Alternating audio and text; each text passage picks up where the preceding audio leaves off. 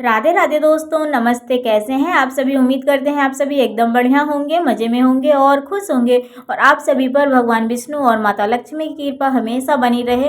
तो दोस्तों, कल है एकादशी और कल की एकादशी इंद्र एकादशी है और आश्विन मास की ये कृष्ण पक्ष की एकादशी जो है ये पितरों को समर्पित होती है। पितृपक्ष की एकादशी है ये। और इस दिन व्रत धारण करने से अथवा कथा पढ़ने या सुनने से या सुनाने से बहुत ही लाभ प्राप्त होता है।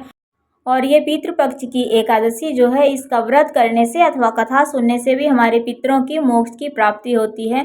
तो चलिए दोस्तों, अगर कथा सुनते हैं और व्रत नहीं भी कर सकते हैं, कथा सुनते हैं तो इससे भी बहुत ही लाभ प्राप्त होता है हमें। तो चलिए कथा को हम सुनाते हैं आप सभी को। कथा पसंद आए तो वीडियो को आप सभी लाइक जरूर कर दीजिएगा दोस्तों। तो चलिए कथा कुछ इस प्रकार से है। धर्मराज युधिष्ठिर कहने लगे कि हे भगवान, आश्विन मास की कृष्ण पक्ष की एकादशी का नाम क्या है तथा इसकी विधि और फल क्या है, सो आप कृपा करके बताएं। भगवान श्री कृष्ण कहने लगे कि इस एकादशी का नाम इंद्र एकादशी है। यह एकादशी पापों को नष्ट करने वाली तथा पितरों के अधोगति से मुक्ति देने वाली होती है। हे राजन, ध्यान पूर्वक इस कहानी को सुनो। इसके सुनने मात्र से ही वायपेय यज्ञ का फल मिलता है। प्राचीन काल में सतयुग के समय में महेशपति नाम की एक नगरी में इंद्रसेन नाम का एक महाराजा धर्मपूर्वक अपनी प्रजा का पालन करता हुआ शासन करता था। वह राजा पुत्र, पौत्र और धन आदि से संपन्न और भगवान विष्णु का परम भक्त था। एक दिन जब राजा सुखपूर्वक अपनी सभा में बैठा था तो आकाश मार्ग से महर्षि नारद उतरकर उनकी सभा में आए। राजा उन्हें देखते ही हाथ जोड़कर खड़ा हो गया और बैठने को आसन दिया। सुख से बैठकर मुनि ने राजा से पूछा कि हे राजन, आपके सातों अंग तो कुशल पूर्वक हैं, तुम्हारी बुद्धि धर्म में और तुम्हारा मन विष्णु भक्ति में तो रहता है।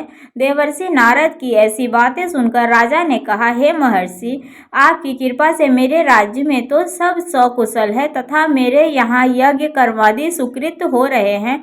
आप कृपा करके अपने आगमन का कारण कहिए।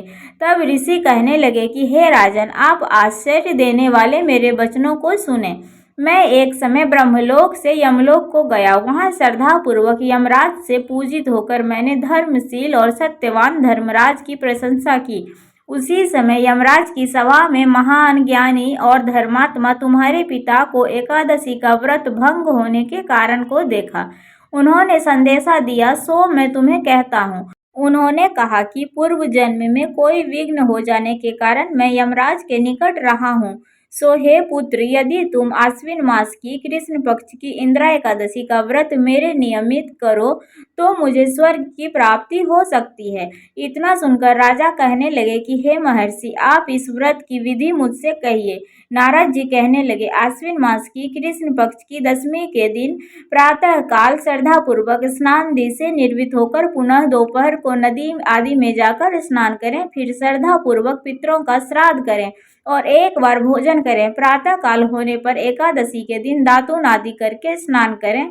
फिर व्रत के नियमों को भक्ति पूर्वक ग्रहण करता हुआ प्रतिज्ञा करें कि मैं आज संपूर्ण भोगों को त्याग कर निराहार एकादशी का व्रत करूंगा। हे अच्युत्य, हे पुंडरीकाक्ष, मैं आपकी शरण में हूँ, आप मेरी रक्षा कीजिए। इस प्रकार नियम पूर्वक शालिग्राम की मूर्ति के आगे विधि पूर्वक श्राद्ध करके योग्य ब्राह्मणों को फलाहार का भोजन कराएं और दक्षिणा दें। पितरों के श्राद्ध से जो बच जाए उसको सूंघ कर गौ को दें तथा धूप, दीप, गंध, पुष्प, नैवेद्य आदि सब सामग्री से ऋषि के इस भगवान का पूजन करें। रात में भगवान के निकट जागरण करें। इसके पश्चात द्वादशी के दिन प्रातः काल होने पर भगवान विष्णु का पूजन करके ब्राह्मणों को भोजन कराएं। भाई बंधुओं, स्त्री और पुत्र सहित आप सभी मौन होकर भोजन करें। नारद जी कहने लगे कि हे राजन, यदि तुम इस विधि से आलस्य रहित होकर इस एकादशी का व्रत करोगे तो तुम्हारे पिता अवश्य ही स्वर्गलोक को जाएंगे। इतना कहकर नारद जी अंतर्ध्यान हो गए। नारद जी के कहने के अनुसार राजा द्वारा अपने बांधवों तथा दासों सहित व्रत करने से आकाश से पुष्प वर्षा हुई और उस राजा का पिता गरुड़ पर चढ़कर विष्णुलोक को गया।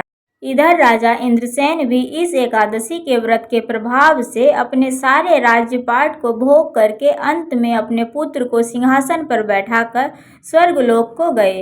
हे युधिष्ठिर, यह इंदिरा एकादशी का व्रत का महात्म्य मैंने तुमसे कहा। इसके पढ़ने और सुनने से मनुष्य के सब पाप नष्ट हो जाते हैं और इस प्रकार के सब भोगों को भोग कर वैकुंठ को प्राप्त होते हैं। तो ये कृष्ण पक्ष की एकादशी जो आश्विन मास की होती है, यह पितरों के लिए समर्पित होती है। आप पितृ की पूजा करके उन्हें स्वर्ग लोक को सिधार सकते हैं, अपने उनके पूजा पाठ करके, दान पुण्य करके तथा ब्राह्मणों को भोजन करा के। जो जितना जिसको बस चले, ऐसा नहीं है कि हमें खूब ही करना चाहिए। जिस अनुसार हमें क्षमता है बस उस अनुसार करके अपने पितरों के लिए हमें करनी चाहिए। तो दोस्तों, हमारी ये कथा कैसी लगी आप सभी को? अगर हमारी कथा आप सभी को थोड़ी सी भी अच्छी लगी हो तो प्लीज़ वीडियो को एक लाइक ज़रूर से कर दीजिएगा। चैनल पर जो भी नए आते हैं तो सब्सक्राइब कर लीजिएगा। मिलते हैं आप सभी से फिर से एक अगले वीडियो में, और फिर से कल एक अगले कथा लेकर मिलेंगे। तो चलिए ये वीडियो को यहीं पेंट करते हैं। तब तक के लिए बाय बाय, राधे राधे।